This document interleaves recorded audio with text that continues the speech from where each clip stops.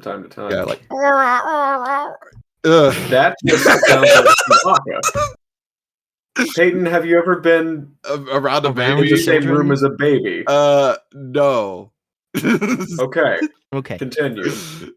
In 2018, Sony Pictures released Venom, which was panned by critics yet praised by audiences. It had nothing to do with Spider-Man. With the success, Sony ran it all to the ground with sequels, a living vampire, and Amazonian spider societies. Now, in 2024, 3 small-time writers pitch movies to try and fix this tangled web of a franchise. I'm Jared. I'm Peyton. I'm Noah. And this is... Has to do with Spider-Man, I think?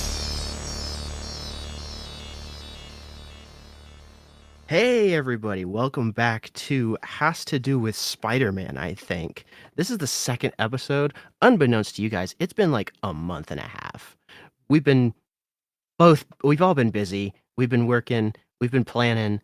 Some stuff has changed. Like Craven got delayed, so we're just not even going to worry about that right now. It was we're 2 gonna let weeks them, after finishing the recording.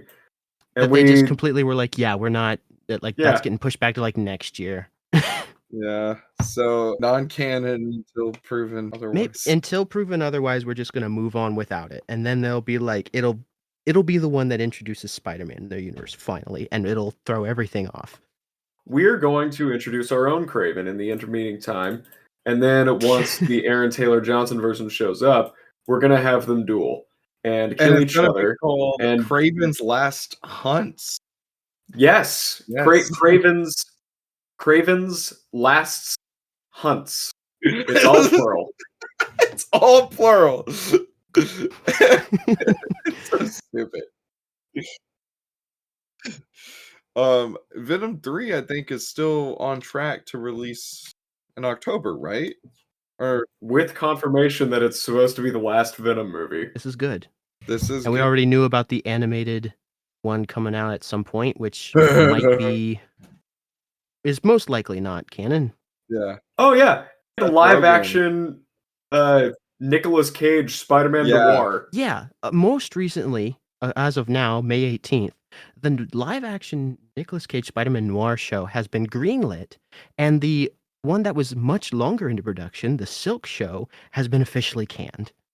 So what? Yeah, I'm so confused. We're not canned. They're shopping it around to other studios. Phil Lord and Chris Miller are now directors of the Sony Spider-Man TV. So they get to... That tells me they're putting more emphasis on Spider-Verse than Sony. But I'm also wondering, is like, when the Silk show finally comes out, is it going to be Sony canon or not? I don't know. They got to really decide on a lot of things with the Silk origin that they want to keep. Dan Slott. No. There's nothing wrong with the Dan Slott depiction of Cindy Moon. Nothing. Noah, waving my finger. You can't see it on in the pod. Down boy. Down. I think the interactions he wrote for her with Peter Parker are completely natural and very good and should be kept in all adaptations. Oh. Anyway. So, what we're going to do is we're actually recording these out of order. We are currently recording our 3rd episode right now. Our 2nd episode, Doc Ock, is being recorded at a later date, but it will be going up first. This will be going up after that. So instead, we're going to be going with our 2nd official pitch. Peyton, why don't you give us a little bit of a reintroduction to your pitch? Okay, so the pitch that I did is a pseudo-sequel to Madam Web titled Mr. and Mrs. Parker. It's a spy action thriller, and the director that I chose for it is the director of the recent Roadhouse movie, which now feels so long ago, Doug Liman. I really like the style, so yeah. Correct me if I'm wrong, but he also directed Mr. and Mrs. Smith. Right, which is like a major influence on this story. Right. And so I guess my biggest curiosity was, considering that, like, we know like the style you want to go for with Roadhouse, I'm curious if Doug Liman would want to follow up an old spy comedy with a of another similarly titled spy comedy. Right, like a sort of I'm not sure. The original director I had for this was Genndy Tartakovsky, with the sort of idea kind of similar to how Brad Bird got to do Mission Impossible, getting Genndy Tartakovsky of Samurai Jack fame, Aha. and also he did the cool storyboards for Iron Man 2 Mhm. that ended up being used in like one of the best action sequences, in my opinion, of the MCU. The sort of thought process was, well, if he jumped to live action, he would probably take a lot of the animation with him. And some of this does kind of feel like a villain of the week story. So I'm down. Frankly, I'm down to change it to Genndy. I just don't know if Genndy would be the type of person that's like, oh, I want to do live action. It seems like his heart is really set In animation. in it being animation. Yeah. Primal is really good. Y'all got to check out Primal. He also, I think, apparently he Dexter wrote and Flag. illustrated a Luke Cage book. Yes, he did. I remember Really? seeing that back around 2016, I think. Yeah. Huh. I'll have to give that a read. I'm just now looking at that. It was very cool, very stylized, obviously, because it's Genndy. hmm But anyway, Peyton, do you wanna kind of take it away? Yeah. So, okay, I've decided in my mind either it's Genndy Tartakovsky or it's Doug Liman, and I'm just gonna let the studio decide. And probably halfway through production, one of them will get mad and leave the production, and then the other one will jump in. So Very fair it's Sony, assumption. very Sony, very much Sony. So, okay, all right. Opening scene. 25th of December, 2005, Simcaria. The film begins with this text, bold, white lettering splashed across the screen, which disappears after a few seconds, enough for the audience to understand their surroundings. Snow is falling upon the capital, Aniana. It's quiet on this Christmas morning, or the first day of Hanukkah. From this aerial view, we can see many streets, the interweaving parts of it. Feels like we're flying. Children point up to the sky. People are running around, looking like ants amongst the snow-covered pavement. A child in the Simkarian language exclaims, "Mama, look! Mikolas! Mikolas is dropping presents!" We realize that this aerial shot is, in fact, the bottom view of a cargo jet. Its ramp hung open while someone hangs on for dear life and another person is tossing packages at them. The person holding onto the jet is trying her best to keep a grip on the ramp, narrowly dodging several boxes as her breathing, combined with the wonderful score, is all we really hear. The man throwing the boxes is a bulky fellow, clad completely in white with silver plating all over it. He yells, "Who do you work for?" The lady, completely covered in head to toe with gear that would put Solid Snake to shame, refuses to answer him directly. She puts her hand to her ear, dodging yet another box. In a shot, the box will fall and children will run to look at it. Another hits a house and deals damage to the roof. Hey, 388, any luck up front? This enforcer guy is not letting up. The man in the comm is seen flying the plane, looking back and firing his pistol several times before looking forward. No, Agent 12. I can't seem to get a control on this. The tech is encrypted. It's also in a language I don't understand. The guy has ran out of boxes now, and Agent 12 is able to climb up, having some grace in her movements. The goon stands ready for a fight. You can't read Simkarian? Agent 388 shoots and finally hits both people firing at him. No, I can't read Simkarian. I was also in danger, by the way. Any signs of backup? Agent 12 ignores him, running at the goon and engaging in an awesome fight, hand-to-hand combat. The goon throws Agent 12 at the wall. She gets up with a quick leap and attacks him.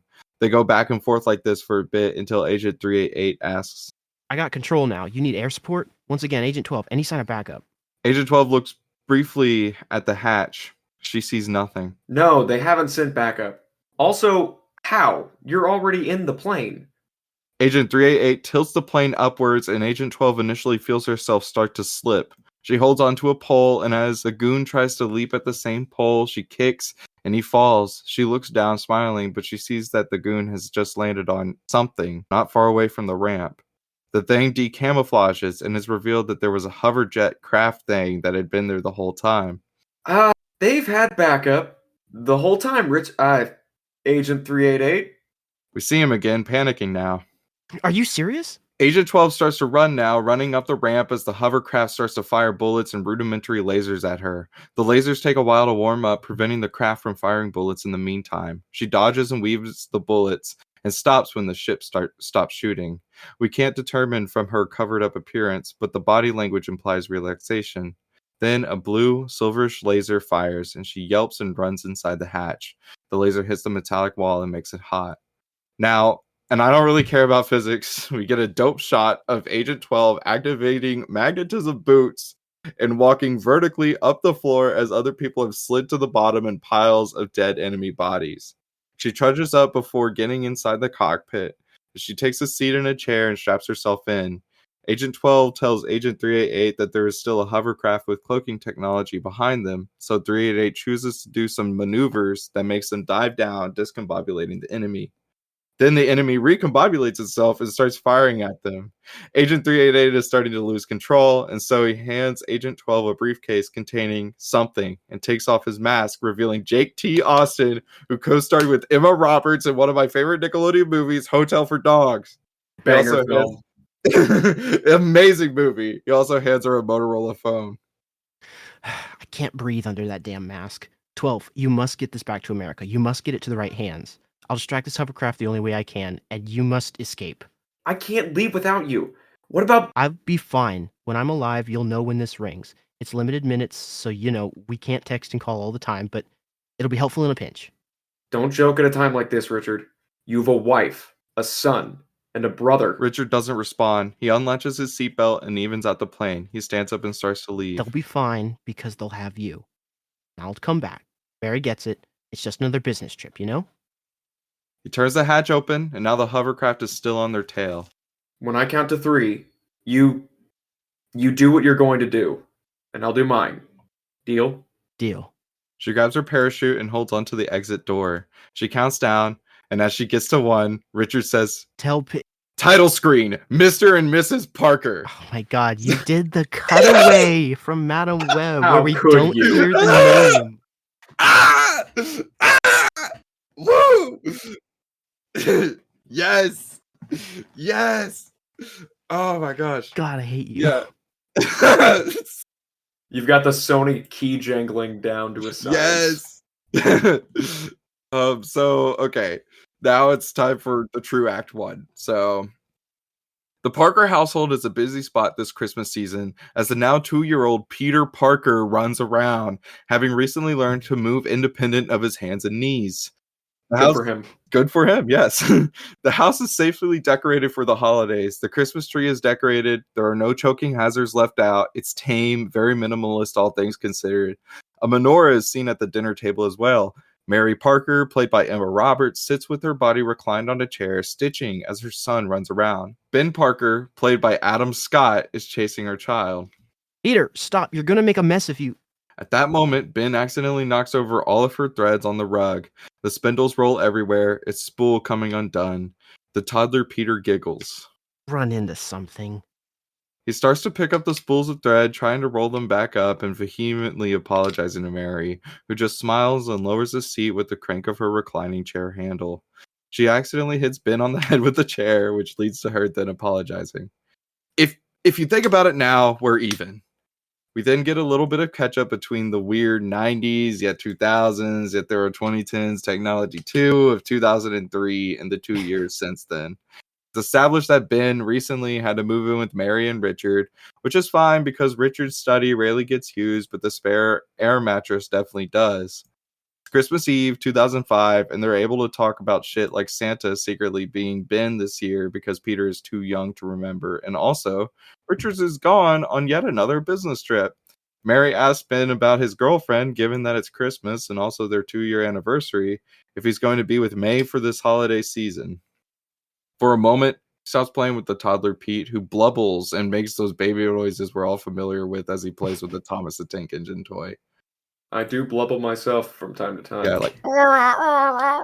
That just sounds like Chewbacca. Peyton, have you ever been around a in baby? the same room as a baby? No. Okay. Okay. Continue. You know how Richard goes to all of those business trips overseas and you feel like you rarely see him, but he comes home and he still loves you despite all of, the unknowns? Mary nods. May does the same thing. She's in England currently for PepsiCo. Product placement. That's right. Pepsi and Pepsi products is still the #1 brand deal with this universe. I try not to worry about it, but I miss her a lot. She'll be gone for weeks on end, and I guess, You're worried about her cheating. yeah. Mary explains that relationships are based on trust, and while May is gone, as long as Ben trusts her and she trusts Ben, their relationship will remain steady. Though Ben feels unsure, he says yeah, and he then gets a buzz on his phone. So people were injured during some bank robbery bombing thing go wrong, and are in need of EMTs and further help. He gives Peter a hug and leaves, and we get to see Ben's competency in action. He arrives on the scene and starts resuscitating a person. We see another moment in which he helps carry a man on a stretcher. At the end of the scene, through a slight pain, yet with the recognition that this is part of the job, Ben zips up a body bag. There's a beat before he stands back up. I don't really want to linger here with this, but this sort of Act 1, establishing the world Ben lives in without May, or before the events of the story truly kicks off, is meant to showcase that Ben is many things right now. He's kind of sad, depressed, he keeps seeing death all around him, he spends Christmas/Hanukkah with Mary and Peter, and during that time he checks his phone to see if anyone has texted him, May, Richard, even Cassie, but he knows that last one is a futile endeavor. Ever since she went blind, she's been kind of off the grid and even more aloof. Peter has been really into bugs lately, so his gifts are all bug themed. Mary explains to Ben that because Ben's and Richard's side of the family is Jewish and hers is Christian, Peter gets a big present day on Christmas, but then he gets more personal, singular gifts throughout Hanukkah. Ben quips about how he wishes that was how his holidays worked when he was a kid. One time his mom gifted him a rock from the backyard. His brother did the same thing and said it's 2 of the stones from Aaron's breastplate in Exodus. That is hilarious! Yeah.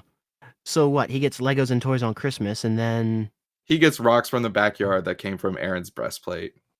Ben laughs. He then looks sad. What is it? He looks at his phone again. Still nothing. just, I'm really missing her. Mary comforts him again, but she feels that these are kind of futile and cyclical. Probably because of the holidays. Then his phone buzzes. He quickly grabs it, and we get a shot of the text. It's from May. It reads, OMW, HME, we need 2 talls.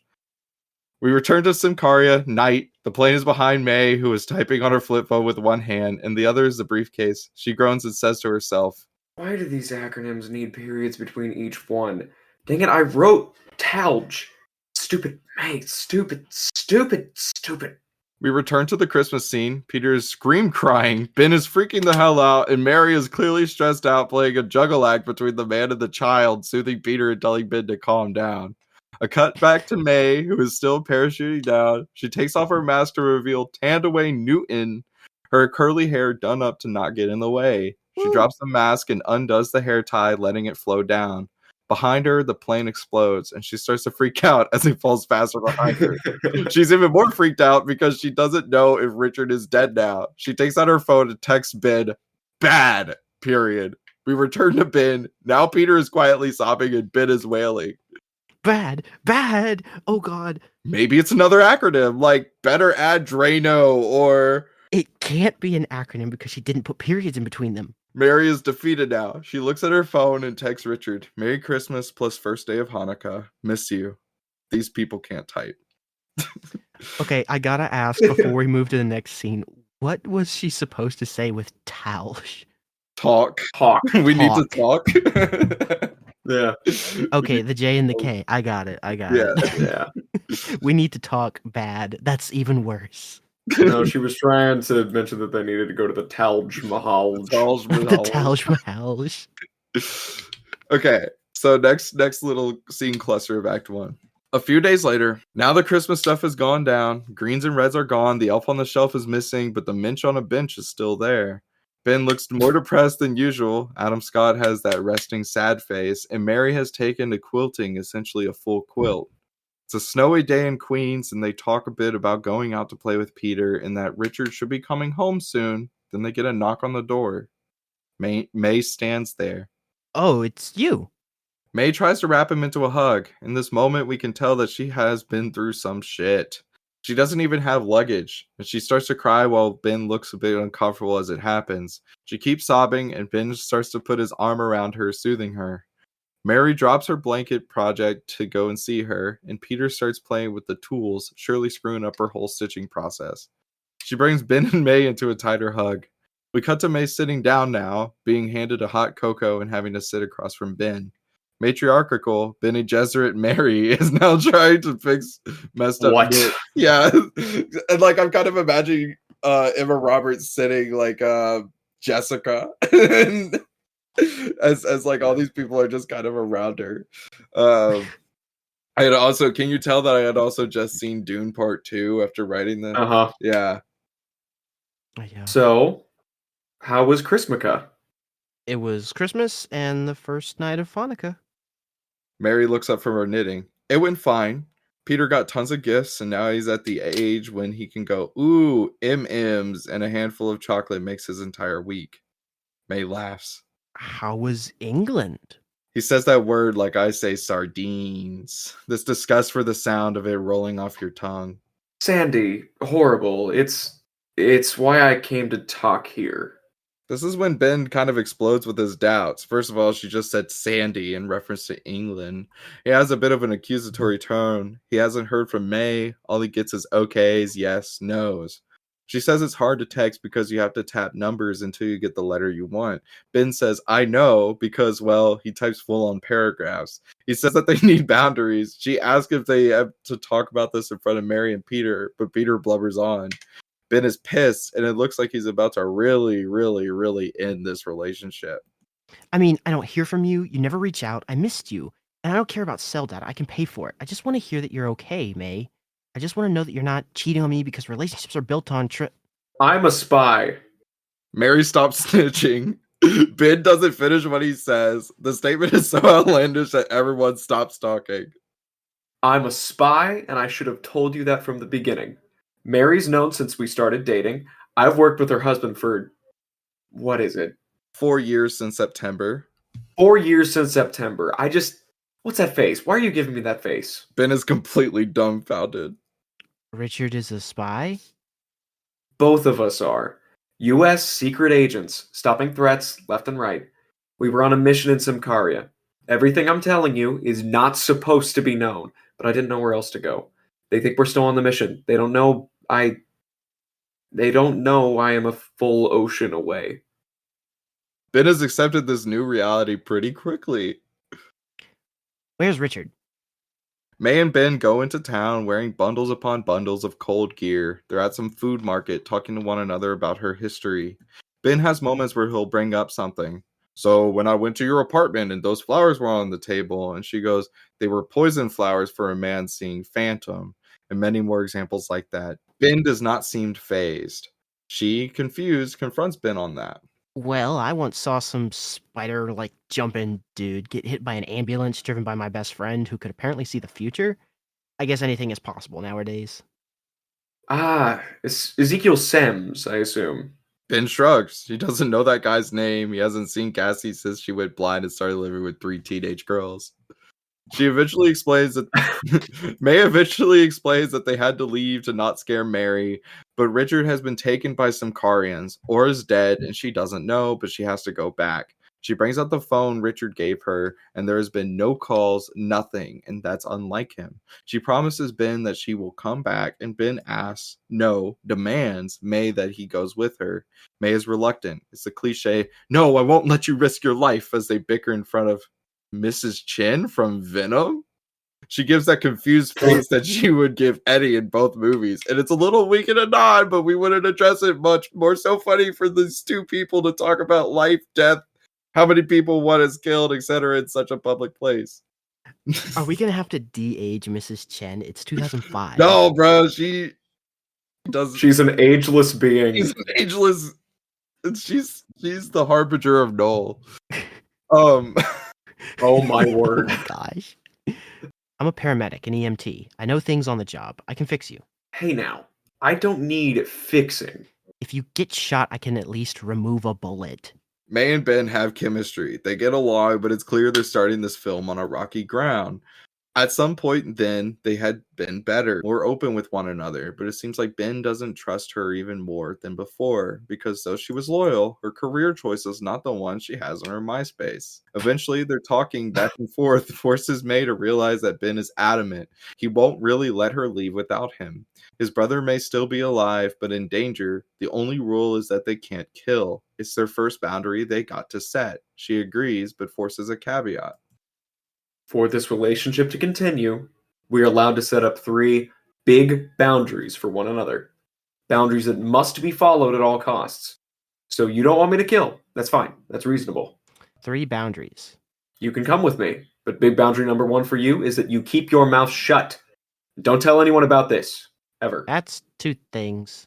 Part 1 of the 2-part boundary, part 1. Keep your mouth shut if it relates to this stuff. Capiche? Capiche? When they return, Ben acts in the best of spirits. What's got you in such a mood? We're going to Simcaria. Mary looks stressed. We? May calms Mary down and explains that Richard may be in danger, so her and Ben are going to Simcaria to finish the mission. She can stay here with Peter. Mary asks, no, begs to come with. She needs a vacation. May makes it clear that this is no vacation as she removes a bullet from her concealed pistol and puts in non-lethal rounds. Ben gives Mary a hug and a kiss on Peter's forehead. Take care of yourself, kiddo. You're your mother's responsibility. Don't stress her out. They leave. End of Act 1. So, Anytime Ben says anything related to responsibility, it's a jump scare. yeah. I'm really liking all of this. I like the opening scene. We've set it up. It directly pulls into like how she it directly pulls into the plot and like controls everything that's going forward. Our inciting is very good here. I think I got one question. Mm-hmm. Why does Ben think that she might be cheating? The sort of thing that I'm kind of thinking about with it is that she's gone for long periods of time. Like I think I think I would probably need to like establish that a little bit more. Yeah. I think for like a bit. And the reason is that he goes long it's periods like of time without hearing from her at all. Exactly. And it's like a long distance relationship where he was not expecting that to be the case. Mm-hmm.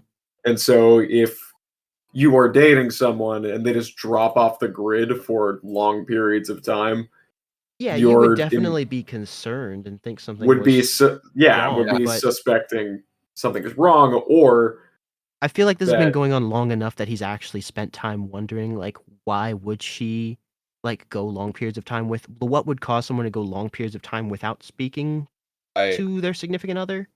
And then came to the conclusion that maybe she's cheating, but that kind of happens before the start of the script. Right. Yeah. I feel like maybe May and Ben have like a short conversation where they're like, because May kind of jumps to the conclusion that Ben already has. Like he's trying to explain himself and she says, you think he's cheating? She's cheating. And he goes, yeah. Like that blindsided me when reading. I was like, what? Why do we think that? Yeah. And I think like maybe they actually have a slightly longer back and forth where it's like, well, why do you think she would just drop off the grid like that? Like for weeks on end and just not say anything is like have it be more implicit, like instead of explicit, like it's like kind of more implied. It's like they don't directly come to the conclusion until he actually gets a little heated and is like, is there something going on that I don't know about? Are you cheating? Are you like, is something going on? Are you in danger? Are you in trouble? What's going on that you're not telling me? Right. Like the confrontation should be, there's something that I don't know that's causing this block. What is it? I'm a spy. Wait, what? Right. Something that could be added is that at the maybe beginning of the movie in the first action scene, Ben is successfully able to like reach May while she's fighting the grunt. And so he hears on the other side of the phone just grunting. this just like big guy just like grunting on the other side of the phone, and while May is being very secretive. So it's like, honey, I can't really get to the phone right now. I kind of in the middle of something. and he just hears this dude on the other side going, ugh. And like, it's like what? And so then And there's like, more an justification for him to be like, oh, what? Why is she with another dude? And that that's is that such would be a spy big comedy.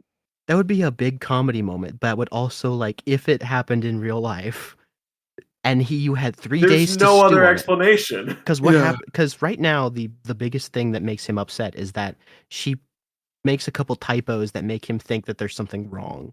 Like just because she made it out, like the typos made it out like there was something bad happening or something was up.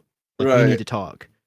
But if he finally gets her on the phone and gets met back with like grunting noises over the other line, and he has 3 days to stew on, like maybe he gets angry and hangs up, He and she's gets like, to brew ah, on it. shit. She's like, okay, now I really gotta go and actually see him. yeah. And so he has 3 days to stew on that. And the conversation is with May is like, oh God, I think she's cheating. There's no other explanation for that makes any sense. You mean Mary?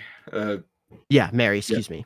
And then she's like, and then he goes, so the grunting was I was fighting a guy on a plane. I was fighting a guy on a plane. Yeah. It I was fighting a literal grunt. This just random thug. this goat. and Ben goes, like pauses for like 3 seconds and goes, yeah, I guess that makes sense. Yeah. Okay. Yeah. Okay. Yeah. I like that. I like that a lot. And if I ever do a future draft, which I don't know, it's kind of hard to feel like, oh man, I want to do a future draft of this, because it's like, Yeah. obviously we can't make movies out of this stuff, or option this off unless like some Sony exec is listening, which this is all fan fiction for your great, wonderful movies. I love them all. But I think We in a love future Madam Web. I think in a future draft, I definitely do something like that, because that's even that one that leans more into the comedy part of the spy rom-com. And it sets up why, like it Really does sets up establish a that much feeling. it much easier sets up the idea that Ben is like, okay, something is happening that is bad, and she's clearly hiding something from me. And that's like the scene. He's less mad about like the silence, and he's more like, okay, you're not telling me something, and you need to tell me right now what's going on, because I'm not getting that from you, and we're not being honest with one another. I'm a spy. What? Huh? Yeah, let me be completely honest now. I'm a spy. Yeah. So And he goes, I'm sorry, what? I like this a lot. Are we ready to move on into Act 2? I'm ready. Absolutely. Okay. I will say, I think in a future draft, if I decide to do one, which I got a feeling now that I'm speaking it out loud, I probably will. This scriptment is 30 pages long, so if I just like, it's already outlined in front of me. Anyway, end of Act 1. Now we get into Act 2. In an actual full script, this would be filled with character building, but for the sake of time, here's how I'm making these characters different from previous incarnations of Ben and May. So Ben is really competent when it comes to paramedic work, healing, managing wounds, etc. He's quick to his feet in danger, and he's also more flighty than he is fighty. There is something in this movie, and largely in his arc, that I want to touch on in later movies, possibly, that he is constantly struggling with how people perceive him, as to how he actually appears. In previous incarnations, he's this wise sage with a lot to say, but in this one, thanks to Madam Web setting him up, Ben is constantly viewed as this jokester, a lackadaisical man that doesn't really care about anything. Remember how they said all the fun, none of the responsibility? On this mission, however, May gets to see this other side of him, in which he's hell-bent on rescuing his brother. In fact, he's hell-bent on a lot of things, making sure Peter is okay in the first act, making sure if May is fine, keeping the hotel comfortable, checking for wires, etc. So this is a key thing for him. Ben is the fun uncle, but under stress, he is all responsibility, none of the joy. He doesn't have power. His girlfriend is a freaking spy, but damn it, he will take on all the other matters. May, meanwhile, is this very standoffish person. It may be explained in a serious one-on-one, but May's whole deal is that she doesn't let anyone in, giving her training highly discourages it. If she has a role to play, she'll do it. When Ben saw her cry and fall in his arms in the first act, this was the first time Ben had ever seen her cry. She is highly skilled in various forms of combat, including weaponry, and can take on people twice her size. Ben low-key loves it. I think May then uses these missions as a form of art, a form of expressionistic painting through her kicks, flurries, gunshots, etc. It's how she vents her emotions, her feelings, and it's interesting because though she usually thinks and plans with her mind, so much of her movements are then shown through her heart. This is key for her in the future then. May is a badass. I think this is a very good setup for these characters. Okay. Yes, Um, I really like the idea that from what you were talking about in the first half of this little preamble, that we as an audience know that Ben and May's relationship works because it's like one of the most defined and well-rounded, like wholesome relationships in all of Marvel. But being put in a position where we're seeing that it has become a little rocky in the early stages, and now we as an audience are being shown why it works while it's being reinforced for them as well. Right. Yeah. Yeah, thank you. I think if this is something that you will be doing with this story, I think it's very cool that they will be able to learn and take things from each other. With Ben learning how to kind of trust May more and be able to attach more joy into his responsibility and begin to enjoy things a lot more and not be so focused on his stress in this relationship. And then May being able to open up more to Ben through this so that they can build each other up as a solid couple. Right. Yeah. Y'all ready to get into some scenes? Yeah, I'm ready. One of the initial scenes is showing how paranoid May is coming back into enemy territory using, of all things, a commercial jet. Ben mentions how he thought they'd be skydiving. May shakes her head. She mentions something about how flying is the second worst part of the job. When he asks what the number one worst thing is, she says, jumping out. Ben comforts May. She's clearly paranoid, and I think a simple gesture of wrapping her hand into his expresses this well enough. Ben finds them a hotel, and the greeter is a shifty fellow. When they get into the room, Ben is the first one to check for bugs in the space, and May follows suit, calling Ben a natural. Symkaria is weird. It's this balance of desert and snow, as though the two powders meet and never really intersect. It's explained that there was over-farming, and we get this history crash course from May. Symkaria is one of those countries that disappears and reappears on a globe every other year. It's a name that comes from their language, Sim, meaning always, and Kar, here. Symkaria is the land that is always here. What does the Ia mean? I don't know, hun. Austria, Australia, Croatia. You can't use Austria and Australia. That's cheating. Anyway, during the First World War, King Petrio had taken over a few of the other countries. Then his son, Philip, managed to prevent a takeover by German forces in World War II. But the USSR absorbed it and made it as part of their regime. That's where we come in. The USSR fell a long time ago, babe. I know that. What I mean, though, is when the USSR dissolved, Symkaria's land was left as barely a percentage of its location. Its neighboring countries are vying to take it up, which has since led to an arms race. Symkaria somehow has been in the lead. The current royal family is the Sablonov family. Big game hunters, scientists, veterans. You name them, the Sablonov family has had them. Among their family is this man. She shows a picture of a man, white-haired, bearded with mutton chops, older. He is smiling. It's the actor Colin Firth. Colin Firth. Yeah. This is Fritz Sablonov, the twin to the current ruler of Symkaria, Ernst Sablonov.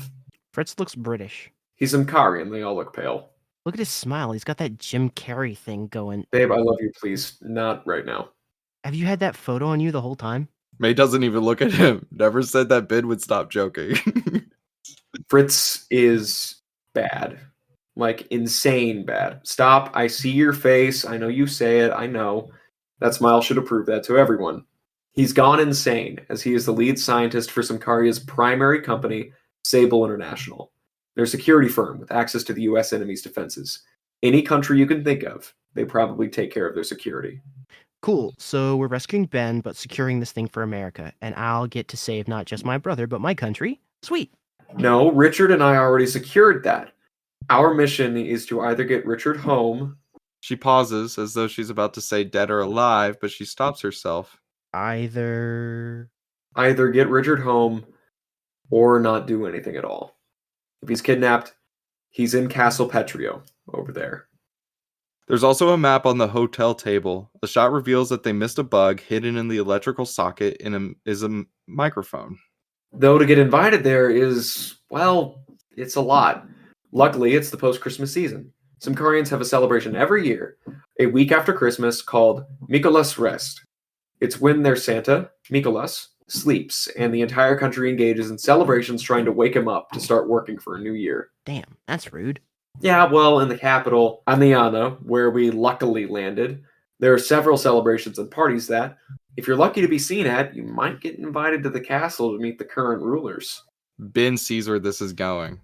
So we're Going to need to dance and party, and have our first vacation? it's still work.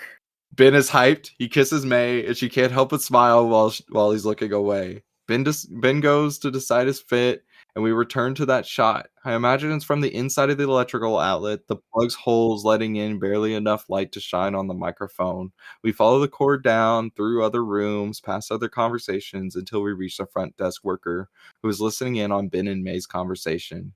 She takes off her headphones and starts making calls, speaking in some Korean. She says, "Sir, 2 American spies have arrived. They wish to storm your family's castle." It cuts to Colin First Fritz, who cracks that wild-ass smile that he does. "Good," he says. "Let them come. I'll make a note for their arrival."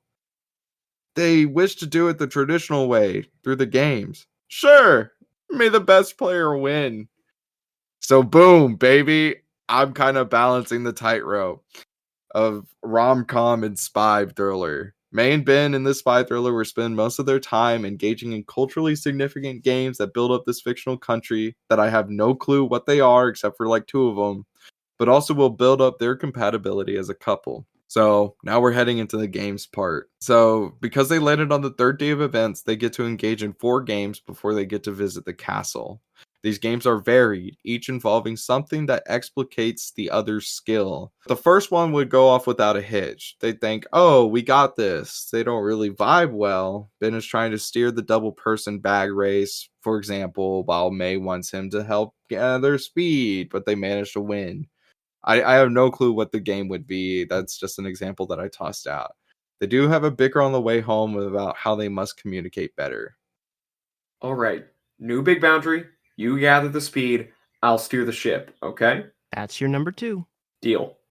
Second event stuff seems to happen. Someone almost sabotages them or something. Fritz is seen at the game and May has a stare down, wondering to herself if he actually knows. In game 3, they do have like this sort of moment where they look at each other like, or they might have like a conversation with one another. But I think a nice in-between thing to kind of make this act 2 a bit more sparsed out is the reveal that Richard is still alive to at least the audience. Ben and May don't know this, but we'd have scenes that explore Fritz trying to interrogate Richard, understand him, and some other things. Richard tries his best not to speak, but eventually the torture leads him to just say, "It's gone." By the end of Act 2, with these interspersed scenes, he'd say something really integral, and Fritz will tell people to prepare him for execution, which now narrows these gaps and puts things on a sort of tight timetable. I also think that, like, when he says it's gone, I think that, like, we should really see Fritz at his angriest. Like, he needs to, like, beat the shit out of this kid. Which, by the way, he's not a kid anymore. He's, like, 28. It's weird. It's weird how time flies. It's after the game, and they seem to have won again. Yet this time, it was a bit too easy. On the way home, they get jumped by a few people wearing silver on their bodies, signifying their association with the Sablinov regime. They come out of nowhere, like spiders that climb down the brick. It shows that she can hold her own, but gets shot in the arm in the process. She noticeably... That sucks. Yeah, she noticeably does not kill any of these people. And we can be kind of loose with that term, We could do like the Batman Arkham does not kill, where it's like, Beats does them he? senseless, but they are not dead. Yeah. We smash cut to They Ben. will have broken bodies for the rest of their Right. lives, but they're They are not dead. Yes, yes. We smash cut to Ben removing the bullet from her arm wound, picking out the shrapnel, examining with the equipment that he brought with him. He stitches her up, and she mentions that Richard was never able to stitch her up like this. Strikes Ben in the, "Oh, I'm worried you're cheating" core. Did he ever see you? She's fully dressed as he is, as is he from the games. Her shirt just so happens to be sleeveless. No, honey. He would never. It's important to note that if a full script was made, May has not to this point called Ben more than Ben, Hun, or Babe. Ben seems like the type of dude that wants his partner to say the full word, like Benji or Benjamin, honey or baby. They start kissing, getting on top of one another. Before Ben forgets, he takes the scissors out and he cuts the string from her stitched up arm. Oh man, is this PG-13 movie gonna show full Adam Scott butt? No! No, it's not. The camera cuts back to the microphone Thank you. and we return to Fritz, who is listening to the audio, grimaces, and tells his secretary to change it to the game. They need their privacy, which is a stupid move from a villain. But what can I say? He has some morals. So the fourth and final day, everyone in the city is quiet. The breakfast spot they've been going to is closed. No one is out on the town, not even the homeless. But when they return to their hotel, they find the place torn up, shaken around. Their map was found, as was the picture of Fritz. Ben panics. In the panicking, he finds the last bug and squashes it. There's a bit of a, oh god, oh crap, they've heard everything from him, and a quiet yep from May. They sit on the bed together. I think What? this would be a funny moment if you wanted to kind of cut together with a piece of humor for him to be like, oh no, they heard everything. We just cut away from a different scene. Like they don't Right. like the guy was like, I'll cut to the game, but they don't know that. So Ben's like, do you think they? And she's like, yeah, most likely. That would be hilarious. So they sit Like on the bed. she's totally unfazed, and Ben's like, This is gross. Yeah, I could see that. So they sit on the bed together, and Ben feels a paper scrunch up. He picks up this piece of paper that reads, "Please wear your finest outfit. We want you to wear these, please. To 85 Kharkov Avenue, EW Crossing 701. does that mean we're supposed to go to East West? Throughout the movie, several street signs of Symkaria have indicators for north, south, east, west, and in each of these, in the middle is a smaller circle with north, south, east, west in tiny print to say that you're in the middle of all directions. May explains this. Ben shrugs it off. This does not explain anything for the location except that it's probably a street in the middle of the city's center. May discovers that they had circled on the location of the map. The camera zooms in and zooms out in that cheesy way of the screen becomes a circle. You know that one from like Indiana Jones and shit. Like people. It's not cheesy. That's an artistic choice, and it's great. Okay. I agree with you. I'm just thinking about the one from Doctor Strange and Multiverse of Madness. Yeah. Okay, well that one's a little rough. That one's a little rough. So it's a ballroom. They start playing classical music. The royal family, silver-haired, regardless of age, including a little girl no older than 10. It's a true dance. Ben keeps the rhythm. May steers. Then everyone stops dancing. Slowly, more and more people do as the person walks up and tells them to please sit. The two Americans continue to dance. May looks shifty. She wears a gun strapped to her leg. Ben keeps up pace, though. There is one other couple dancing. Then we get a dance sequence, keeping in tune with the trend introduced in Morbius with Exet Oh my gosh. by Off the Meds and Madam Web with Toxic by Britney Spears. We get Handaway Nguyen and Adam Scott dancing to Holla Back Girl by Gwen Stefani, released 2004. How do you dance to this? Oh, I got a whole choreography, but in between Oh, do you? in between recordings in the last month, I've dislocated my kneecap at work. Not doing my hollaback girl dance, but Out of a And concern for myself, I will not do the dance. And the world is worse off for it. It is, absolutely. Devastatingly. Just follow my lead. You have to let me steer. I can do this. You don't even listen to Gwen Stefani. How would you know? You've been doing stuff like this all over the world. Ben starts singing along. 'Cause ain't no holler back, girl. Full-on dance number as they work together. Truly an achievement of their skill. The Symkarians clap and stomp and cheer to them. Eventually the song ends and they are the only ones dancing. During this sequence, they didn't even notice that the other couple was asked to leave like early on. The Sablanovs leave. The little girl is freaking giddy. Like this was the song that she chose. When they arrive back at their hotel, they start to make love again, and then a dart is shot into May's neck. Pretty much immediately, she's like, We need to stop. I'm sleepy. Okay, sure. a dart hits him in the neck. May's eyes widen, and they flutter shut. The last thing she sees is her boyfriend, his bearded face, his stupid, comfortable look when he's asleep next to her. He briefly sees her, and he sees her worried face for him, showing that she really does love him. That vacation to Symkaria worked. They trust one another now.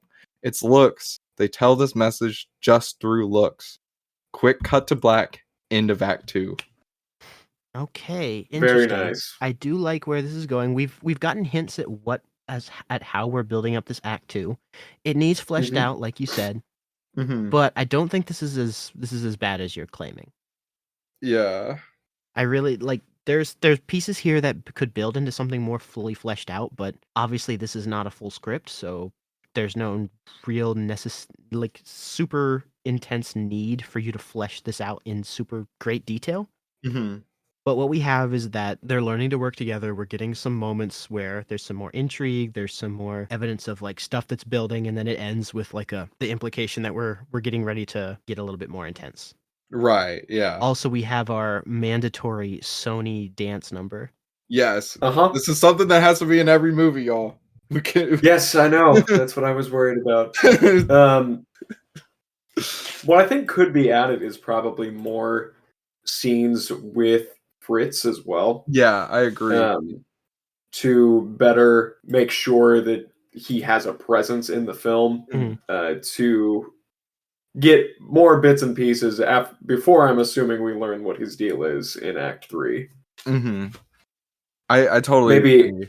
Maybe have cuts between the very excited and enthusiastic celebrations in Symkaria back to Fritz overseeing his land as an evil villain and then torturing Richard. Mm-hmm. I think what this scriptment really could have benefited from was me actually writing a full scene with Fritz and Richard. Sure. If I had one scene that was just like that could just explain, instead of me going, oh yeah, this happens.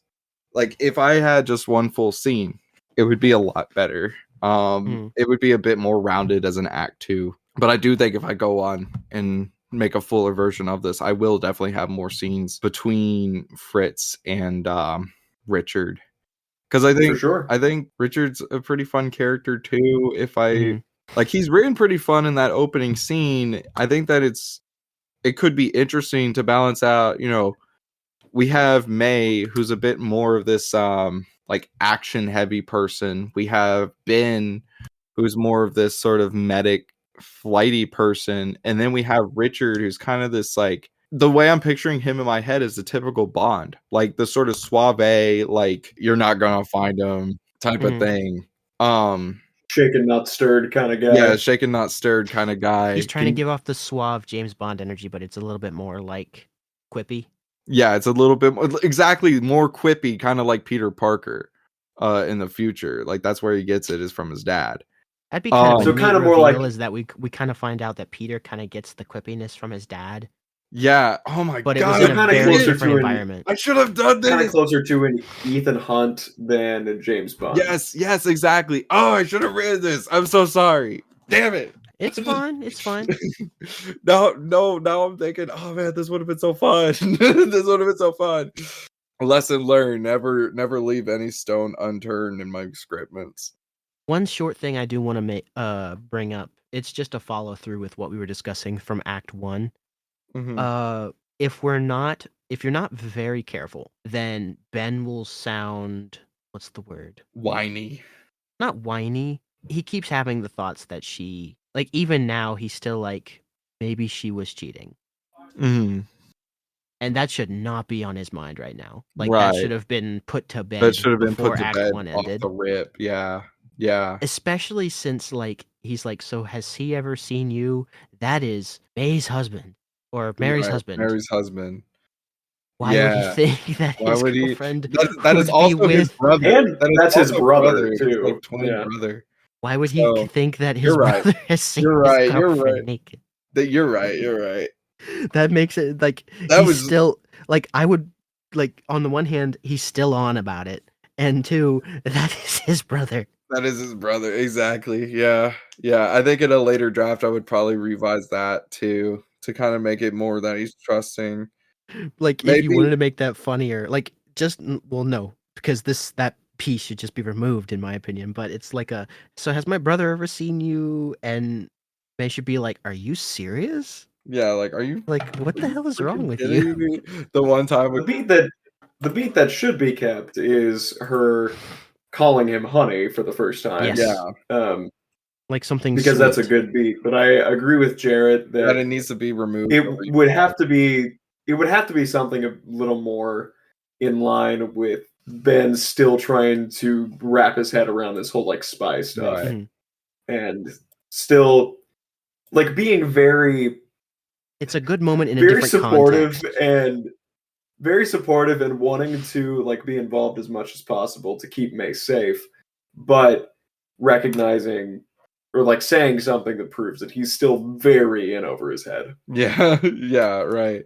Yeah, I do like the think idea that he's so like down with everything that's going on. He's like very gung ho about being like, yeah, I can help out. But he's also in many aspects way in over his head, but he's Yeah. acting like he isn't. he has no clue. Yeah. I rereading this out loud, I kind of like the fact that they are able to revise the boundary between like the second big boundary, which is like you let me steer, I do this, in which he's like, no, this is something that I know. Like, even though it's something silly like Holla Batgirl with Gwen Stefani, he's like, no, you need to follow my lead this one time. Like, please just I like that too. yeah. I'm sure that when I wrote it, I was like, oh, this is so cute. And then like I forgot about it because it's been a minute. and then I reread it and then I was like, oh, that's actually like really cute. Something else that I think we could add to the second act is so how clearly May is being followed, that she's being tracked and everything. Mhm. It could be fun to add some way through this second act how they did not expect Ben to be here, and so Ben is not. They don't really have anything prepped for Ben, or don't even know that he's he's a partner to May until they get trapped in the The fact right that before the he's act. not a spy They're means like that they are not prepared to try and counteract stuff he will do. Exactly. So he's just so gung ho and just down to just be involved and like help that they're like, wait, and that it throws them off because they're like, we're used to dealing with spies. This guy is not a spy. Like they were expecting another kind of like if this were Mr. and Mrs. Smith, they were expecting another Mr. Smith. right. They did not get that. They And they are got very an like idiot. thrown off by it. Well, not an idiot. But And- not somebody that's like compared to other spies is like an idiot, like a dumbass. And I think we should keep his the fact that he's a paramedic, that he likes to heal people and save people. Mhm. That is his job through the story as well. And maybe during that fight sequence where May is kicking butt and not explicitly not killing He's people. going and helping them, like Exactly. oh my gosh, yeah. He is like setting their legs and setting their arms, and Like if somebody like, gets caught in the being very crossfire clear. of a shootout, she's over there like beating up another goon, and he's in the he's over in the background like, look, I'm really sorry you got caught in the middle of this, but look, I'm gonna wrap your leg up. You need to set this up. You need to make sure you put it up on a pillow when you get home. You need to ice it. You need to make like I don't have any ibuprofen or anything with me, but you should probably find some. Yeah. And then just moves on to the next guy. Oh, I love that. I love that idea. And this way, we can keep him as a paramedic to maintain that character consistency and potentially pay it off in the final act, where maybe, and I don't know how you'd be writing this, but maybe some of the goons are ordered to kill Ben, but then they know that he helped them, and so they're not going to go through with that. Oh, he helped out a goon. Like she took down a goon and like Yes, that's incapacitated him what and I'm didn't kill him, saying. and he Uh, like wraps their leg up, and then he like returns back to his job essentially, and they're like, okay, you need to kill him, and he one of the goons won't do it. yeah. Exactly. Yeah. Ooh, I like this. I like that a lot, y'all. Because his arm is still in the sling, and so he just looks down at the sling, and he's like, he could have just let me die, but instead, he actively put himself in harm's way so that I wouldn't be in this much pain. I'm not going to shoot this guy. I like that a lot. Maybe they also know that like she's not killing anybody anymore. Like maybe she was. Yeah, they recognize They that. recognize that not only is he helping, but she's not killing. And so maybe they connect the dots. They're like, he's making sure she's not actually killing us, and he's actually trying to make sure that we're okay. All of the goons just end up making this Ben fan club. Oh man. Everybody loves Ben. Everybody loves Ben Parker, and that should be his character. That he's just a nice guy going onto this trip. Oh man. That he has no preparation for at all, but with his sense of responsibility to help others, he ends up bringing everybody over to his side completely unintentionally. Oh man. He took I like that they have a whole group, like they're all surrounded, like sometime in the third act maybe, which we haven't gotten to yet, but there's a scene where like they're all surrounded and they all got to stop. And Fritz is like, well, what are you waiting for? Get rid of them. And all the goons kind of look at one another and look at their like patched up legs. One of them's got one hand in a cast, and they just put the guns down. Yeah, they're just like, no. Oh, dude, I love that. Moving into Act 3, I will say there's not a scene like that, but imagine that there That's is fair. at some point. Sure. Because I like that a lot in a future revision. Okay, so Ben is the first to wake up, strapped to a dinner table. Oh wait, Act 3, rescue. Ben is the first to wake up, strapped to a dinner table, apple placed firmly in his mouth. He looks around, confused and worried, trying to find May. All he sees is the white-haired royal family. The little girl is missing for some reason. You have something I want. Ben tries making noise, but nothing quite comes out, just spit. Fritz continues. Or one of you does. I didn't expect America to send 3 of you, just 2. It's not really in your MO. So big on the nuclear family and stuff. Even their spies come in 2s. Ben starts crying. And their spies never really cry when they're put in a position like this. He kneels in front of Ben, who tries to look at him in a side glance. So you're not really a spy, are you? He removes the apple from Ben's mouth with a knife. Ben winces, but he can talk now. If you're not a spy, then what are you? We get a POV shot from Ben's perspective. He's looking at the tall ceiling, and Fritz fills about half of the frame. His eyes dart left and right, but he focuses a bit on something above him. In all black, May is crawling on the ceiling, her hands and feet having something akin to suction cups attached to them. Hey, is that kind of like That's like that spider guy? yeah, kind of like Ezekiel Sims, exactly. May yeah. May looks down and holds a finger to her mouth, hushing Ben as she continues to move. I'm a paramedic. My wife, and I went on vacation here to see how the desert collides with the snow and to engage in all of the fun and games of your culture, unlike our own. To expand our global citizenship status. We're rich, like super rich. We don't live in a house in Queens with another family or nothing. We want to sit down and tell our friends about how we spent our Christmas in Sumgaria. Got to meet the royal family. Cassie and her rude teenager kids, and about how their rich trip to the Bahamas was nothing compared to our soulfully enriching adventure through your wonderful country, Mr. Fritz, sir. Fritz mulls us over. Ben, under pressure is pretty good at keeping his cover. Not. Fritz holds the knife up to Ben's neck, and Ben starts to cry again. He has decided that Ben is lying. Your partner is in a holding cell, and she does not look like one to lie. Maybe I should bring her out so that I could hear her side of the story, huh? I put this apple back in your mouth, and you squeal like a little pig as I cut her fingers off one by one, getting the information I need, and getting what belongs to our family, our company, and our country back, huh? Before Ben could respond, May dives down from the ceiling and uses non-lethal ammo to put a stop to the guards and hold Fritz hostage. Fritz smiles. So, somehow you escaped containment. I always find a way. My dear, you fail to consider that you're outmatched. You are fighting the Sablinov family, decorated war heroes. There's a reason why we took over after the USSR failed. What is it that your American Boy Scouts always say? Always be prepared.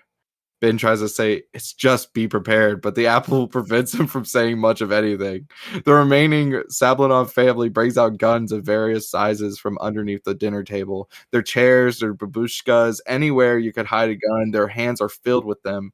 We get an action set piece of May fighting on a dinner table using non-lethal rounds in a rather lethal method.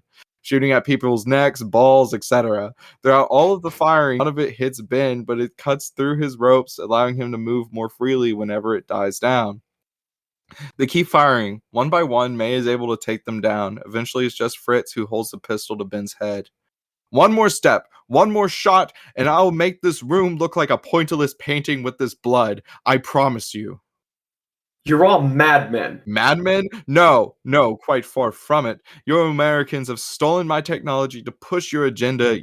You and your patriot acts and your surveillance. You greedy Americans dipping your toes into other pools. Don't you realize? With our tech being stolen, you've doomed this country to a century of bombings from our neighbors. I'm going to have to up the arms race even further to even allow Samkaria to survive. I can't allow that. I can't allow an economy to crumble with the Sablanov's name at stake. Give the case back and I will let you all go. Promise. Hand to God. You've incapacitated the rest of my family. Why not me? Because I don't need to pull the trigger. With that, Ben has removed the apple from his mouth and slams it against the head of Fritz. Fritz falls back for a second, stumbling and shooting his gun willy-nilly, giving them enough time to leave and run into the basement. May starts working on hacking some terminal while Ben checks each cell, hoping to find Richard. Eventually, he sees Richard, bloodied and beaten. May, I think I see him. Honey, I'm working on it. Then, from one end of the room, Fritz re-arrives. He has a swollen eye due to the apple juices. From the other end, a large grunt, same one from the beginning, reappears. He's breathing heavily. His arm is a gun, like a huge-ass Mega Man-like blaster. Fritz behind May asks her, do you like what you see? If you're the person he fought last time, all he did was throw some boxes at you. I made some upgrades to his whole arsenal. Fire at will. The huge goon starts firing, mainly at Ben, who tries to dodge it, but is pretty bad at the whole dodging thing. May punches Fritz and leaps into action. We get slow-mo, because Morbius, as she dodges bullets, lasers, whatever Samkarian Sable tech this guy has. We get a shot from Richard's view through the singular porthole as there's a flurry of kicks, leaps in the air, other stuff, but he barely sees it. A red laser fires and grazes a bit of Ben's hair. Ben is pissed, but he's able to open Richard's cell. May will eventually succeed in taking down this foe. It takes a lot of effort, it takes a lot of badassery, and I don't know how much more I could say about it without blocking it out on storyboards. Richard looks at Ben. Am I dying? Ben gives a cursory glance at his brother, looking for any fatal wounds. No, man, you're not. Then why are you here? Ben smiles. You're my brother. Like it or not, man, you're my responsibility. Ben helps Richard stand up, putting his arm around Richard's, and they walk out. Fritz is knocked out, the goon is down. May helps Richard on the shoulder. They start to leave the facility, passing by all the knocked out goons. Hey, remember how we had the 3 big boundaries thing? Yeah, and you broke one of them to sing and dance to Gwen Stefani? Which was completely necessary, by the way. I was thinking about my number 2. I only made one, being that we don't kill. Which I've been good about. You have. And yours is I don't talk about this, and I let you steer as long as I keep up speed. Yeah, in retrospect, I think I was wrong. No, I mean, like, you're right. I think I would let you steer a ship in a life or death situation, but I figured you'd let me steer with something like taxes. Taxes! Yeah, and I'm glad we're on the same page there. They continue walking. It looks like Richard is passed out. May presses an earpiece on Richard's ear and calls for a rescue team, which should be there soon. Okay, in hindsight, I would probably remove that earpiece thing. She would probably find another way to call. Anyways, they have a further chance to talk, still balancing Richard between them. So why all this stuff about the big boundaries? I was wondering if we could, I don't know, call them vows. May blushes. Ben, what are you saying? Ben struggles with his pocket before finding a box.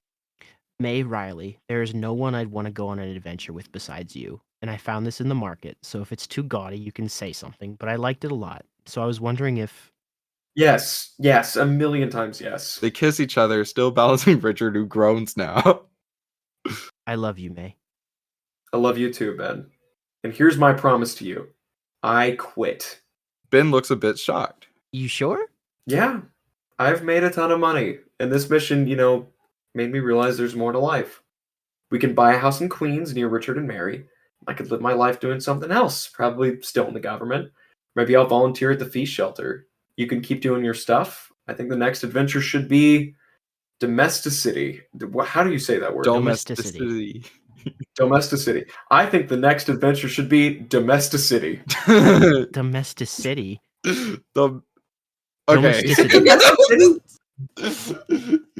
Should be domestic life. It is domesticity. Okay. Yeah, I think it is. It reads like that. Domesticity. Yep. Okay. I think the next adventure should be domesticity. You're saying it like it's a town on a map. Domesticity. Domesticity. I want to go to domesticity. Okay. This all needs to be left in. Ben kind of sighs at this. After a vacation like this, I'm excited to be home. The helicopter comes down, they hoist Richard up, and May enters, holding her hand out to let Ben on. As they're flying off, Ben asks, How much were you making? Oh, nothing much. Like 10? 100? Eh. 10 billion? God, I wish. 10 million. May is silent. You make 10 million a year and you want a house in Queens? Keep your voice down. 4 years since September. Wow. The helicopter carries them off, away from the castle, away from it all. Cut to black. End. Okay. Mid-credit stinger! Woo! Whoa! The castle. Several days or weeks have passed since the whole rescue mission had occurred. The whole Sablinov family sits together, including the little girl. They feast on big game, large boars, one with an apple in its mouth. The little girl gets up from the table and heads to the bathroom. No one has been talking. As she passes by a room with a TV, Fritz sitting there and watching, we hear, Sable International stocks continue to fall after the cybersecurity scare has sent various countries into disarray. Fritz Sablinov, head engineer, had this to say. We are working on a fix to the security software, yet we fear that, for the sake of our more nuclear-inclined clients, your machines may be compromised. We encourage everyone to refrain from nuclear combat, as without Sable security, your bombs may not even go off. Oh, now's not the time for jokes. We ought to have a fix on this soon. Please, no more questions. We are unsure if this was caused by the Americans, Russians, Chinese, or some alternative enemy unknown to all of us. As the GDP of some Korea decreases, riots form in the streets. Fritz turns the TV off and he looks at the girl. Oh, Sylvia, how long have you been here? Just a minute, Uncle Fritz. Is what they're saying true? That our country is failing? No, my sweet Silver, it's not. I won't let it. In that instant, something changes. There's a crash in another room, and we get a tracking shot. Oh, did I mention that this movie is rated R?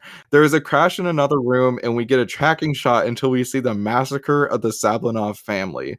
All aunts, uncles, patriarch, etc., all done by unnamed assailants. They search the premises, and when we return to Fritz and Sylvia, they're hiding in separate spots. The sounds stop.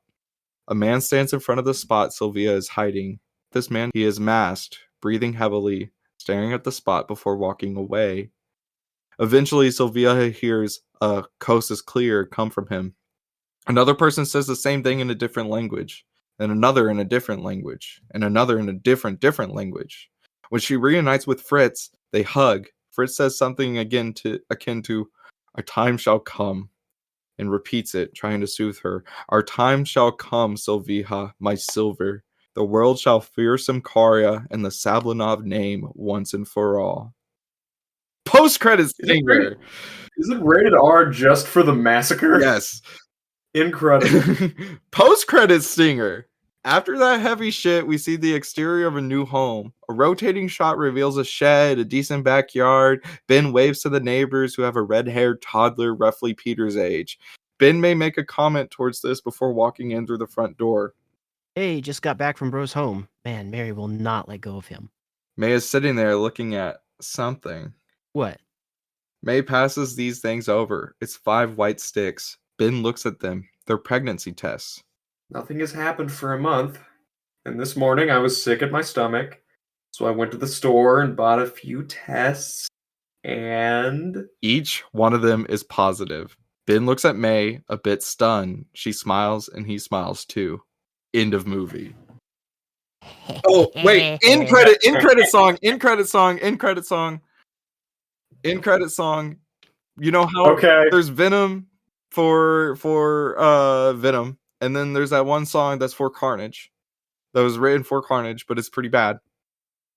This song, Carnage. This song would be called "Web of Love" by Lana Del Rey, and I don't want to write the lyrics. So just imagine that, if you will. So yeah, that's the movie, y'all. I like it. Yay! Ben and May are pregnant. That is true. This is a big change, but it's one that will have some serious teases for the future. And this ain't the comics. Don't do stuff differently. If Venom and Morbius were not hints enough that this is not going to be like exactly like Marvel Comics. Yeah, I thought that Morbius was a phenomenal adaptation, though. Yeah. So yeah. Indeed. I got one question. I got no answers. None. Damn, that's crazy. I'm playing. Well, that sucks. Except Do we only have one fight scene and it's the third act climax? no, there's the opening scene, and there's the opening in the plane, and then the third act. There's a third act, but there's also the fight scene in which they get attacked in the alleyway. Yeah. So there's a fight scene per act. But I'm sure that there should probably be more, but I wouldn't know where to put them. Oh, and then the massacre. I think I'm really a fight scene, though. No, that's just a massacre. That's just a massacre. Just people getting gunned down. People getting gunned down in their own home. Yeah. So there's a little bit of intrigue, a little bit of mystery for who that group was. That I do. I've crafted this sort of thing, this sort of storytelling device. I don't think anybody has ever done this before, called the mystery box. And really? Yes. I've coined this term. It's a mystery box. Yeah, okay. I've heard that there's J.J. Abrams might use this on occasion, but I told J.J. this first. So frankly, he's the one. Oh, yeah. He stole the mystery box from me. But basically, there's a box. Actually, I don't know the premise behind the mystery box. This joke does not work. You've set up a question. Yeah, I've set up as if you have the answer to that question, and then we'll figure it out. And you have blatantly told us that you have no idea. Yeah. I'm sure I had it. That's exactly what the mystery box is. I'm sure I had an idea when I wrote this. But about a month and a half has passed. I think I wrote this 2 months ago. Let me look at the file. Incredible. Let me look at the file details. But yeah, there's that. I have more ideas for Ben and May's kid than I do about that first post-credit scene. Rereading this, so when I had wrote this, I had kind of forgotten like a lot of the stuff that I had written about until I reread it like this morning. But after I had wrote it, I usually do this thing a lot with my short stories. I write it and then I don't look at it for like a few months. Unless I have like a certain due date for it. Like there's been stories that I've worked on with y'all in the past that had a due date, and I would finish it and then like I would probably give it a once over before publishing it. because the due date was approaching. Mhm. But 9 times out of 10, I try to like not look at the story for a few months before I like look at it again and revise it, because then I'm looking at it with sort of more fresh eyes and I forget Try and about come it. back to it with fresh eyes. Yeah. Yeah. And for a little bit, I was like, oh man, the second pitch of this phase that I'm doing, I'm more excited to write than I was with writing Mr. and Mrs. Parker. But going back, I think that this is a pretty good start to at least the Parker legacy of sort. Yeah. And like, I think that what it did what it needed to do. It did what it needed to do. And like, in truth, that's all that really needed. And honestly, what I think is one of the most promising aspects is that it sets up Ben and May as active characters in this universe. Yeah. Yeah. And I really like that. I like that too.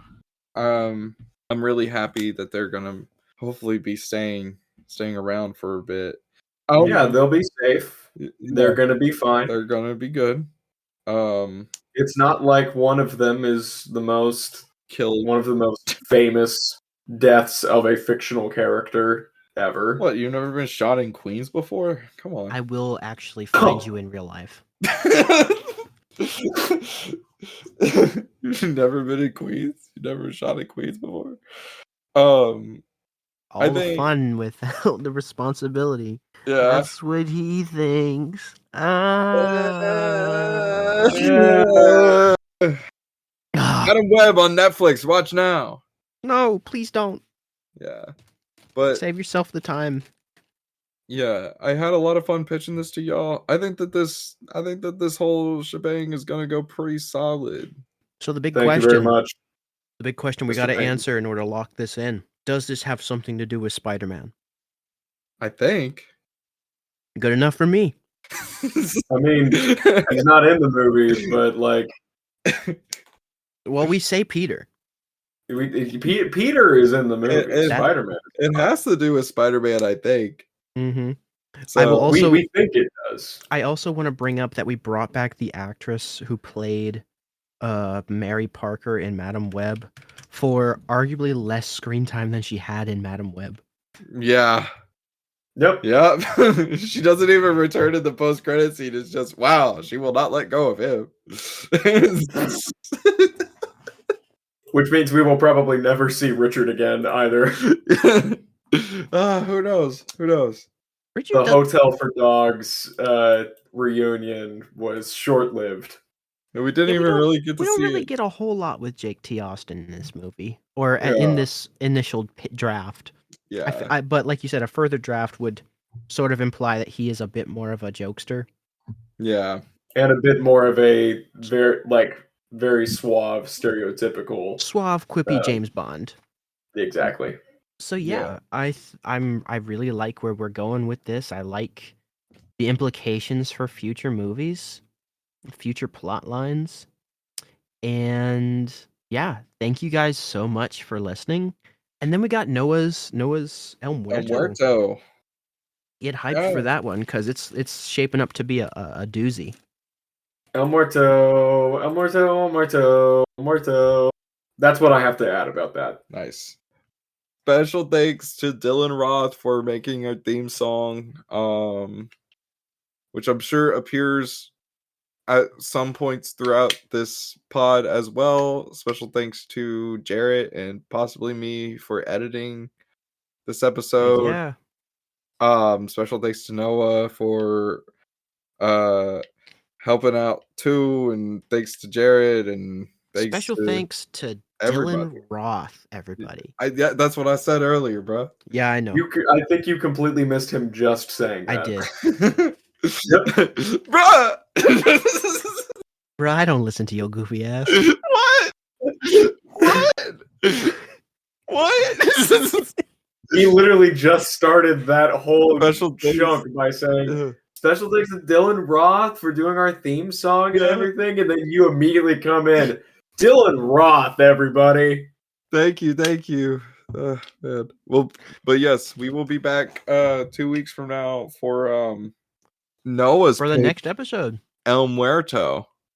So thank you, everybody. Bye-bye. And this has to do with Spider-Man, I think. Does it? Maybe. Does it really? Maybe, kind of, sort of, perhaps. I think that's for the audience to decide. I think so. Bye-bye, everybody. Bye-bye.